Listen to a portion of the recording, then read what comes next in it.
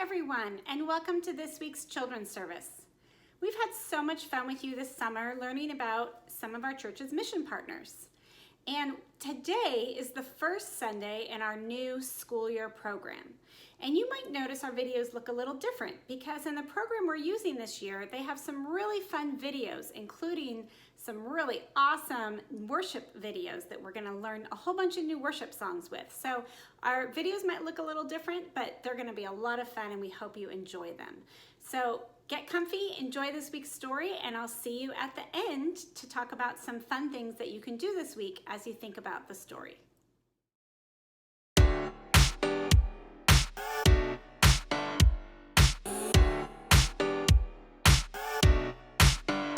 What do you see when you look in the mirror?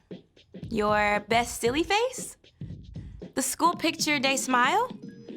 That look you get when mom tells you to get out of bed for school? Whatever you may see in the mirror, something amazing is true. You are a mirror. God made you in His very own image to reflect who He is to the world around you. That's right. When people look at you, they can see a little piece of what God is like. Not the way your mouth is shaped or the color of your eyes, but when you choose to encourage someone, hey, great job today. Others can see God's kindness. When you paint a picture, they catch a glimpse of the God who imagined the whole world. When you help your friend solve an argument, they can see a reflection of the God who made peace with us. The God who thought up the entire universe made you to look like Him. And when you use your imagination, you can show the whole world a little piece of what He's like. That's why creativity is an amazing way to worship God with your life. Because worship is about more than just singing loud. It's all about living loud.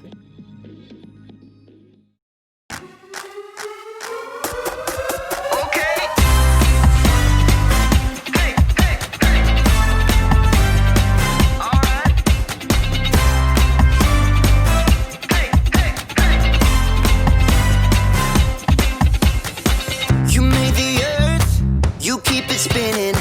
You made the ocean and everything in it, and you made the sky so blue, and you made every other color too. You made the sun, you keep it shining. You put the moon up in the midnight sky, and everything around me created by you only. I just wanna thank you 'cause everything you made is so beautiful. Every single star and every beat of my heart, and it's beautiful. You made my feet, you made my hands, you made me sing and you make me dance, 'cause your love is all around me, and your love is so astounding. I just wanna thank you 'cause everything you made is so beautiful. Every single star and every beat of my heart, and it's beautiful. Here we go, break it down now. Everything you created with your imagination is wonderful and good, wonderful and good. You're my inspiration beyond all explanation. You're wonderful and good, you're wonderful and good. Everything you created with your imagination is wonderful and good, wonderful and good. You're my inspiration beyond all explanation. You're wonderful and good, you're wonderful and good. I just wanna thank you 'cause everything you made is so beautiful. Every single star and every beat of my heart, and it's beautiful. I just wanna thank you 'cause everything you made is so beautiful. Every single star and every beat of my heart, and it's beautiful.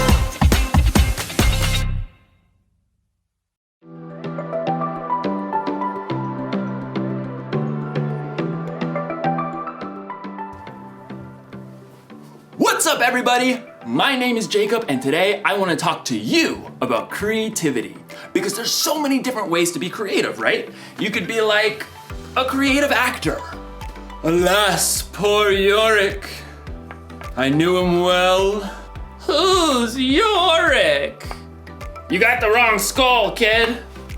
Oh, you could be a creative dresser.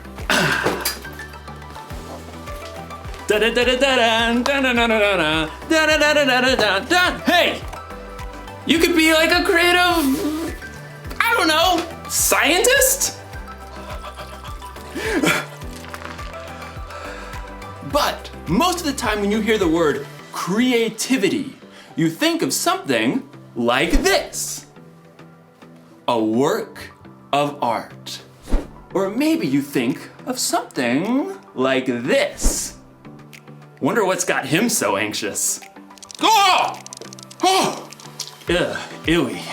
In today's story, you're going to hear about the very best creation of all time. Actually, it's the very first creation of all time. It's where creativity was born. And cockroaches. No, it's good. It's indescribable. See you in a few. The Bible. It's 66 books of history, stories, letters, and poetry that fit together to form God's one big story. The epic adventure of how He created us and loves us so much that He made a way to rescue us. As we travel through the Bible, from Genesis to Revelation, we discover people who met God and found their lives changed forever. Now, for an amazing story. Inspired by the book of Genesis, chapters 1 and 2. In the beginning. The very beginning. Before the first breath. Before the first flash of color. Before the first moment in time. There was nothing. Nothing. Nothing except God. But when God saw nothing, He saw a blank canvas. He saw the perfect backdrop for a work of art beyond imagination. So, God created. From absolutely nothing, He brought forth the heavens and the earth. But there was no shape or form.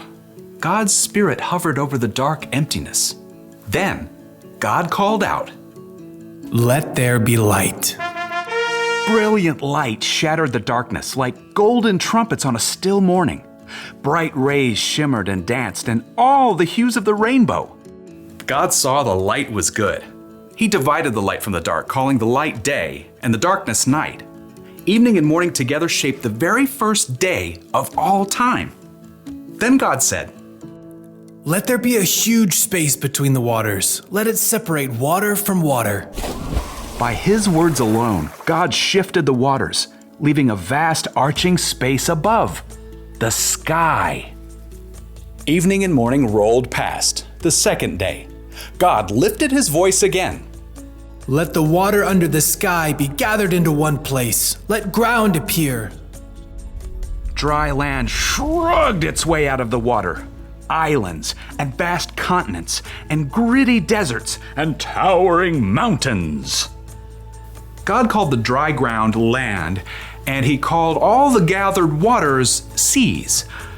But God had even bigger plans for this day. "Let the land produce plants, and let there be trees on the land." In moments, tall grasses unfurled across the plains, and giant redwoods shot up from the dirt. Flowers and grapevines and carrots and corn sprouted and flourished. God saw that all of it was good. That evening and morning closed out the third day. "Let there be lights in the huge space of the sky. Let them separate the day from the night." At the sound of God's voice, the blazing sun exploded into being. The silvery moon spun out. Stars and galaxies flooded into space, filling the universe. Pew, pew, pew. God set the sun to rule the day, and the moon to rule the night.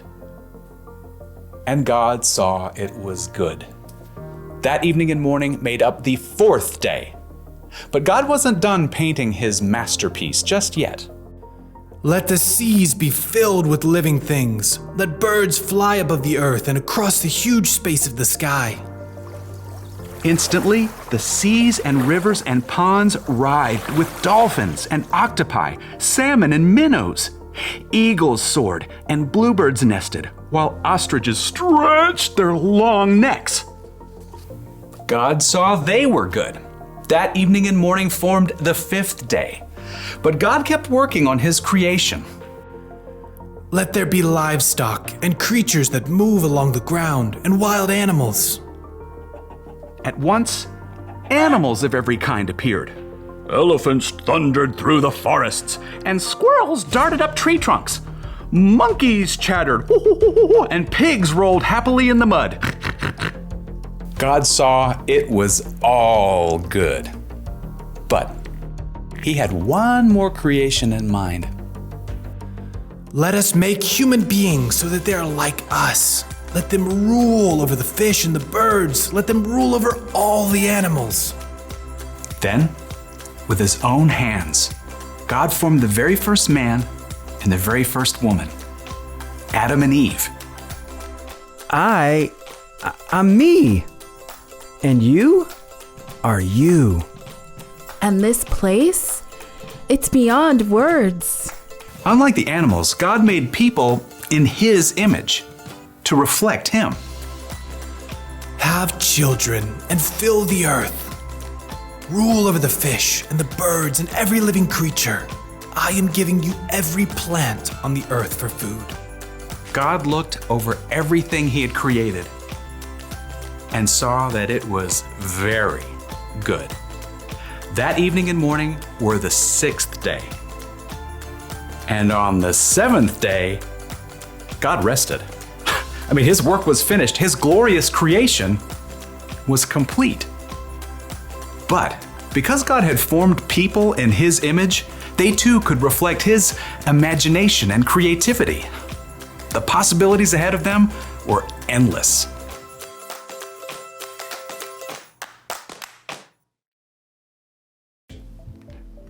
Okay, I just thought of another way to describe creativity. Creativity is imagining what you could do because you were made in God's image. God created everything, right? He made the stars and the planets and the mountains and the oceans. He made dogs and cats and elephants and ostriches. But when He made us, it got personal. God made us so that we think and feel and act a tiny bit like Him. We are made in His image. So check it. Imagine looking at yourself in a mirror. That's what God is like. And no, I'm not saying that He has the same hairstyle or eye color, but look a little bit closer. There's imagination behind your eyes. You have a smile that could encourage someone when they're feeling down. And your hands that could help someone lift a heavy load. Ugh. All right. There's no limit to what God can do through you. That's because there's no limit to God's creativity. That's the one thing to remember today. There's no limit to God's creativity. Seriously, take a look this week at the things God has made and let it blow your mind. Look at the stars in the sky and think about how it could take literally millions of years just to visit one up close. Listen to the sounds outside your window at night and let yourself wonder, how do crickets make that noise anyway? And then look really close in the mirror and see how unique you are. See the color and feel the texture of your skin. Look deep in the reflection of your eyes to see a God that made you and loves you more than you could even imagine. That should give us all a lot to think about.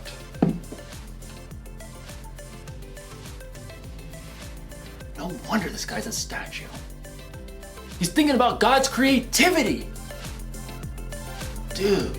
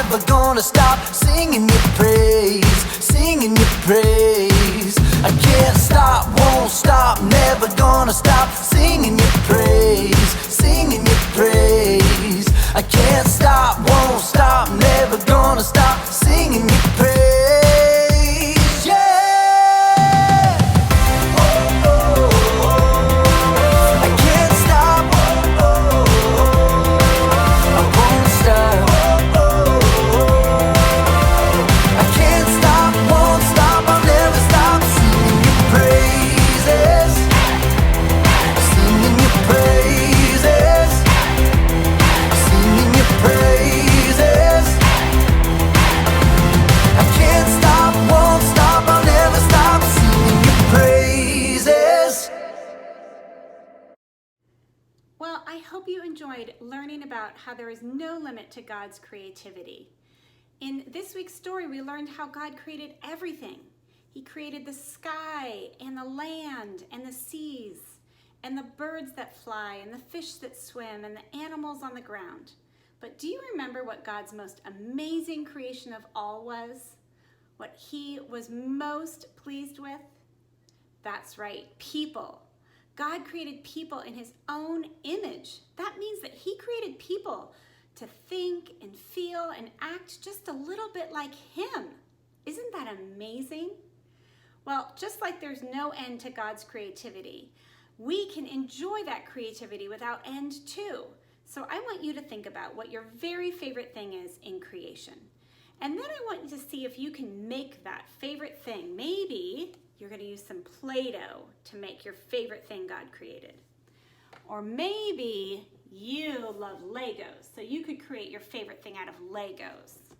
Or maybe you create it with wet sand the next time you're at the beach. But I want you to think about your very favorite thing in creation and enjoy making it and showing it to your family. Well, we have a fun game that you can play this week, and you can ask your mom or dad to print this out from online.